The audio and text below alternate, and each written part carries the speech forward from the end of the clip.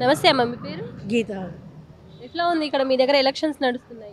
మా దగ్గర ఎలక్షన్ టకాఫార్ నడుస్తుంది. మా దగ్గర టకాఫార్ నడుస్తుంది మా ఎలక్షన్స్. అంతేనా? ఏ పార్టీ ఎక్కువ ఉంది? మా టీఆర్ఎస్.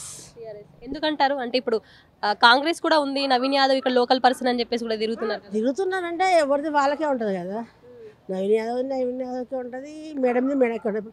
ఇప్పుడు ముందు నుంచి అంటే ఇప్పుడు నవీన్ యాదవ్ ముందు నుంచి తిరుగుతున్నాడు. కాకపోతే ఇప్పుడు మాకు బీఆర్ఎస్ ఎక్కువ ఉంది. వచ్చే అవకాశాలు ఉన్నాయంట. వచ్చే అవకాశాలు అంటే ఆయన చేసిన పనులు మాదంటే గోపీనాథ్ అన్న బాగా చేసిండు మాకు. ఆ కేసీఆర్ గారు వచ్చినప్పటి నుంచి మాకైతే తెలంగాణ రావాలనుకున్నది వచ్చింది.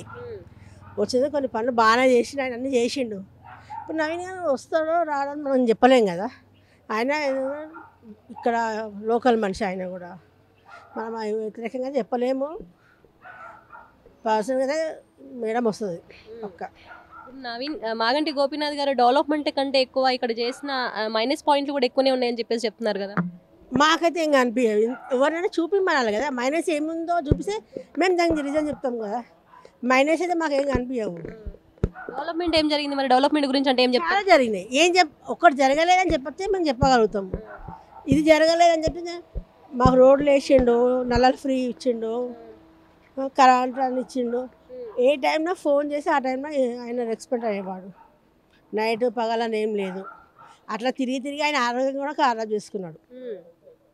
చిన్న పిల్లలు పెద్దోళ్ళు అనకుండా తిరిగిండు ఆయన. దాని గురించి బాగా మేమైతే మాకైతే టీఆర్ఎస్ రావాలని కోరుకుంటాం.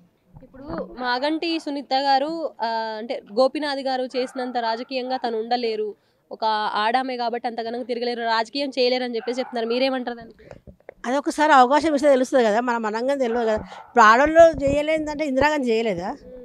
ఇందిరాగాంధీ చేసేపటికనే పక్క వాళ్ళ ప్రభుత్వం వచ్చింది. ఆడమేనే కదా.